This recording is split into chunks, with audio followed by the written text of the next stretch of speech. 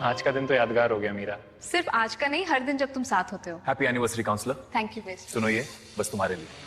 रोहन रुको, जो कुछ भी तुम्हारे पास है निकालो। पहले ये रख, छूने की भी कोशिश मत करना। हाथ छोड़ो, अभी कानून के सामने भाग। तो आज मैंने अपना सख्त वकील वाला छोला उतार फेंका और इस नीले रंग की ड्रेस में मुझे पहली बार लगा जैसे शहर की भीड़ भाड़, बहसें और फैसले। तो वकील साहिबा आज अदालत से छुट्टी? छुट्टी नहीं, बस तुम्हारी गिटार की पेशी अटेंड करने आ गई हूँ। ओहो, ये तो कड़ा जिरा होगा फिर। जिरा नहीं, बस सुनवाई। देखना फैसला भी यही होगा। और सजा? ये मीरा ने अपना सिर उसके कंधे पर टिकाते हुए कहा, आज कोई अदालत नहीं, कोई बहस नहीं, आज सिर्फ तुम। रोहन मुस्कुराया। अच्छा, क्योंकि जज साहिबा जब बहस करने पर आती है कोर्ट रूम तो में बड़े किसी बड़ों का की मोहल्ला बोलती बंद नहीं हो होता। जाती है। यहाँ कानून बोलता है और जो उससे बड़ा हो वो भी चुप हो जाता है, समझे? जी सब। और जब तुम गिटार बजाते हो तो इस दुनिया का सारा शोर थम जाता है, जैसे सब कुछ बस तुम्हारी धुन पर रुक सा गया हो। सब ठीक है मीरा। अरे सुनो, उधर क्या हो रहा है? तुम दोनों को समझ नहीं आता? ये सार्वजनिक पार्क है, इश्क मुश्क करने की जगह नहीं। नाम क्या है तेरा? साहब, हम बस बात कर रहे चुप, थे। जवाब मत दे। इंस्पेक्टर साहब, इतना चिल्लाने की क्या जरूरत है? हमने कोई नियम नहीं तोड़ा। अरे इंस्पेक्टर वर्मा, ये पार्क ट्रस्ट की गाइडलाइन के अनुसार सेफ जोन है, आपकी कार्रवाई गलत है। शर्म नहीं आती? सरेआम पार्क में अश्लीलता फैलाते हो। अश्लीलता? एक दूसरे का हाथ पकड़ना अश्लील है साहब? अपने अपने नजरिए की बात है अंकल। जो आप कह रहे हैं ना वो नफरत है, और नफरत ही सबसे बड़ी गंदगी होती है। तुम्हें तमीज सिखा रहा हूँ मैं। तमीज सिखाने के लिए तमीज चाहिए मिस्टर वर्मा। सब देख रहे हैं भाई। तू मुझे सिखाएगा कानून? चल निकाल अपना फोन और पर्स। सर, मैंने कुछ गलत नहीं किया, बातें मत बना। चुपचाप 5000 भेज दे, नहीं तो हवाला दिखाऊंगा। माफ कीजिए साहब। आप ड्यूटी पर हैं या वसूली पर? क्या बकवास कर रहा है तू? कैमरा चालू है, पूरी दुनिया देखेगी। रख अपना पर्स, गलत थमी हुई। मीरा, ये तो सरासर गुंडागर्दी है। मेरा खून खौल उठा है। कुछ तो करना पड़ेगा। करेंगे, मगर दिमाग से, बस ताकत से नहीं। तो चलो, दिमाग और ताकत दोनों लगाते हैं। हाँ, आज ये डर कर भागेंगे। रोहन प्लीज, आज नहीं। तुम इन लोगों को नहीं जानते, बात बहुत बढ़ सकती है। मैं देख रहा हूँ कैसे दिख रहे हैं वो। बस खड़ा नहीं हो सकता मैं। सफाई देने से कुछ नहीं होगा, लड़ाई से तो बिल्कुल नहीं। चलो घर चलते हैं। तुम्हें नहीं लगता? लगता है, पर आज के दिन बस शांति मेरे चाहिए। बस पूछ रहा हूं, आप बिना किसी वजह के इन्हें परेशान नहीं कर सकते। ये यहां बैठकर अपने काम से है, कोई गलत नहीं कर रहे। छोड़ दीजिए इन्हें। ठीक है, मैं जा रहा हूं। ओ हीरो, तू कौन है? इनका वकील? ज्यादा हीरो बनने की कोशिश मत कर, वरना तुझे भी अंदर कर दूंगा। हीरो नहीं सर, बस गाना जानता हूं और सच बोलना। सच? यहाँ सच की कीमत पूछी जाती है, राय नहीं, समझा? जितना समझना था समझ गया। सर, हम बस बात कर रहे थे, हमने कुछ गलत नहीं किया। डर क्यों रहा है बेटा? जो नहीं किया उसका डर भी नहीं होना चाहिए। जी। चलो घर जाओ और शाम ढलने से पहले लौटना मत भूलना। ने कहा था पाए वर्मा, जहरीली हंसी हंसा। अभी तूने देखी कहां है हाथापाई? और उसने आव देखा ना ताव पट, जोरदार थप्पड़ जड़ दिया। अब देखता हूं। अरे ये क्या बदतमीजी है? देखकर नहीं चल सकते आप? देखिए, मेरा गिटार गिरा दिया आपने। भाई मेरे से टकरा गया, भीड़ में था, जानबूझकर नहीं किया। जानबूझकर ना सही, लेकिन देखिए ये खरोच, कितनी मेहनत से संभाल के रखा था इसे। हाथापाई क्यों कर रहे थे आप? सॉरी यार, ध्यान नहीं रहा। मैंने कहा ना। हम किसी को लूटते हुए नहीं देख सकते मीरा। रोहन, पागल हो गए हो? मीरा वो हथियार भी। जो गलत है उसे रोकना पड़ेगा। ठीक हो गया, अब कोई नहीं छिनेगा। धन्यवाद भाई साहब, धन्यवाद। माफी? माफी उस लड़के से मांगो जिस पर तुमने हाथ उठाया। माफी उस जोड़े से मांगो जिन्हें तुम डरा धमका रहे थे। और रही बात तुम्हारे बच्चों की, तो ये तुम्हें ये घिनौना काम करने से पहले सोचना चाहिए था। माफ करना बेटा।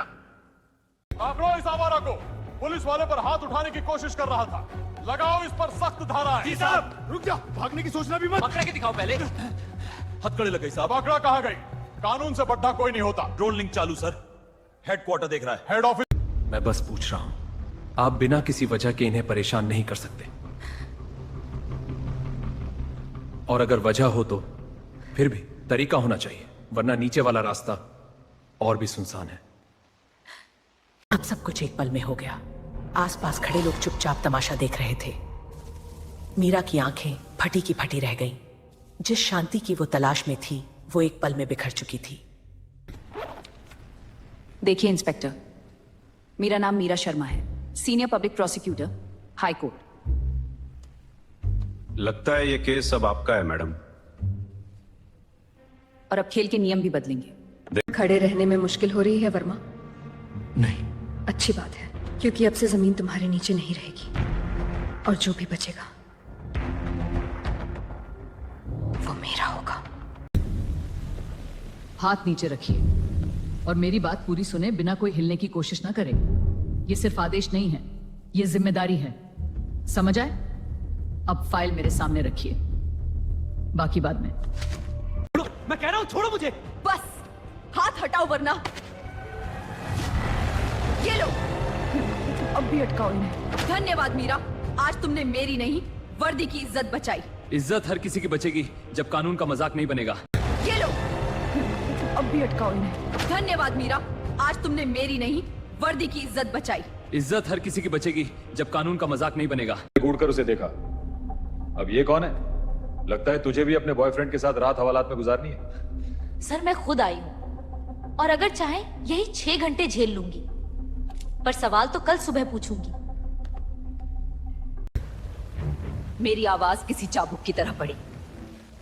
आपकी ड्यूटी निर्दोष नागरिकों को परेशान करना है, उन पर हाथ उठाना है, उन्हें झूठे केस में फंसाने की धमकी देना है। इंस्पेक्टर वर्मा, आपने सिर्फ अपनी वर्दी का अपमान नहीं किया है। हाँ वही। रीना खत्री, सरकारी वकील साहब, फाइल देख लीजिए, फिर बताइए कि आप क्या करेंगे। ये तो सेक्शन 420 का केस है, आप इसे छोड़ नहीं सकती। जमानत ऑर्डर कोर्ट से है और ये लड़का अब मेरा गवाह है। हाथ लगाएंगे तो सीधा कंटेम्प्ट लगेगा। हमने तो सर, मीरा शर्मा बोल रही हूँ। हेरिटेज गार्डन में आपके इंस्पेक्टर वर्मा ड्यूटी के नाम पर सरेआम गुंडागर्दी और उगाही कर रहे हैं। मैंने उन्हें एक नागरिक पर हमला करते हुए रंगे हाथों पकड़ा है। जी सर। मैं चाहती हूँ कि इनके और इनके साथियों के खिलाफ तत्काल विभागीय जांच बिठाई जाए और इन्हें तुरंत सस्पेंड किया जाए। देखकर नहीं चल सकते आप? देखिए मेरा गिटार गिरा दिया आपने। भाई मेरे से टकरा गया, भीड़ में था, जानबूझकर नहीं किया। जानबूझकर ना सही, लेकिन देखिए ये खरोच कितनी मेहनत से संभाल के रखा था इसे। हाथापाई क्यों कर रहे थे आप? सॉरी यार, ध्यान नहीं रहा। मैंने कहा ना। माफी?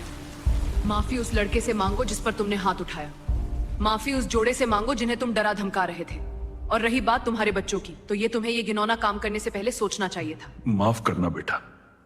सामान्य न्यायालय, सबूत सामने है, केस खत्म। खत्म नहीं, अभी शुरू हुआ है। ये रसीद देखिए, उसी रात की। समय रात 11:27। रोहन बस में था 200 किलोमीटर दूर। उसका गिटार केस किसके पास था, ये सवाल अभी बाकी है। तो माननीय न्यायालय, यह कोई मामूली मामला नहीं है। हाई प्रोफाइल रेड में यह व्यक्ति रंगे हाथों पकड़ा गया था। हाथ में यह बैग था जिसमें शुद्ध कोकीन मिली, और हालत देखिए, नशे में धुत, लड़खड़ाते हुए। ये कोई मासूम लड़का नहीं, बल्कि एक बिगड़ा हुआ अमीरजादा है जिसने कानून को खिलौना समझ रखा है। शानो शौकत के इस फ्लैट में जज साहब को ये सब सुनना चाहिए।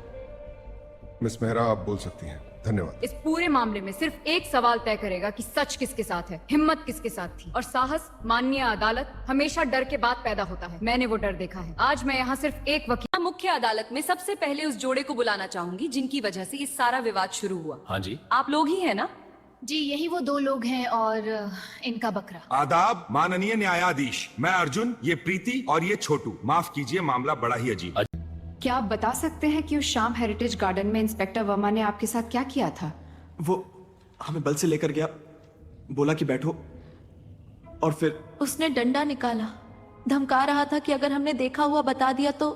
सबको सच बताऊंगा तो डरेगा नहीं। सुन लो सब लोग। अगर तूने मुंह खोला ना, अश्लीलता फैलाने के केस में फंसा दूंगा, और उसके बाद जो बोलूंगा वही चलेगा, समझा? यही धमकी देता रहा। कह रहा था कि मुंह पर झूठा इल्जाम लगाएगा, फिर पैसे देगा तभी बचेगा, लेकिन अब और नहीं सहूंगा। आप कह रहे हैं उसने वसूली की? उसने रोहन को धक्का दिया और उसके मुंह पर थप्पड़ मारा। झगड़ा रोहन ने नहीं, इंस्पेक्टर वर्मा ने शुरू किया था। बस मैंने वही देखा, वही सच है। स्पष्ट है मान्यवर। रिकॉर्ड में दर्ज किया जाए। कमान, मैं अदालत के सामने एक सीसीटीवी फुटेज पेश करना चाहती हूँ। दिखाइए। ये वही गली है जहाँ वारदात हुई थी, और ये मुल्जिम। ये कहाँ से लाया तुम? अदालत में चुपचाप बैठिए मिस्टर गुप्ता। फुटेज रिकॉर्ड में शामिल की जाती है। देख रहे हो, साफ साफ दिख रहा है, जेब में डाल लिया उसने। बस शांत रहो, अब खेल बदल गया है। अदालत में शांति बनाए रखें, यह सबूत रिकॉर्ड में लिया जाएगा। आपत्ति मान्यवर, इस फुटेज से यह साबित नहीं होता कि पैकेट में ड्रग्स ही थे। इस वीडियो में पैकेट है, ठीक, लेकिन जांच अधिकारी की रिपोर्ट में। जांच अधिकारी को गवाही के लिए बुलाइए। जी मान्यवर। मैं सहमत हूं मान्यवर, इसलिए मैं अपना अगला गवाह पेश करना चाहूंगी, श्री जग्गी। आ जाओ जग्गी साहब। शपथ ली है? जी साहब। ठीक, अब सच ही कहोगे। अदालत को गवाही सुनी जाए। जग्गी, ये बटन पहचानते हो? हाँ मैडम। मीरा उसके पास गई।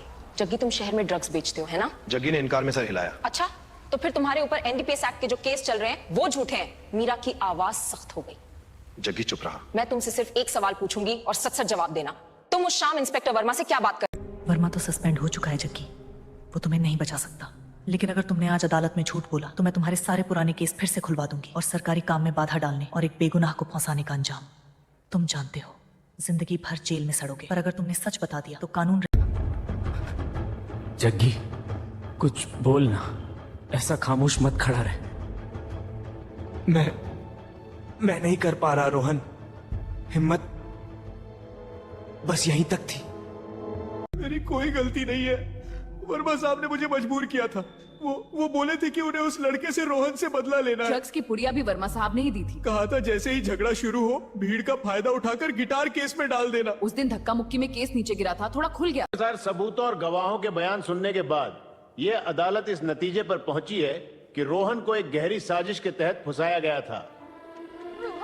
माफ कीजिए, बस एक सवाल। अब आगे क्या करेंगे? सबसे पहले अपनी माँ को गले लगाऊंगा, और हाँ, जिस सच।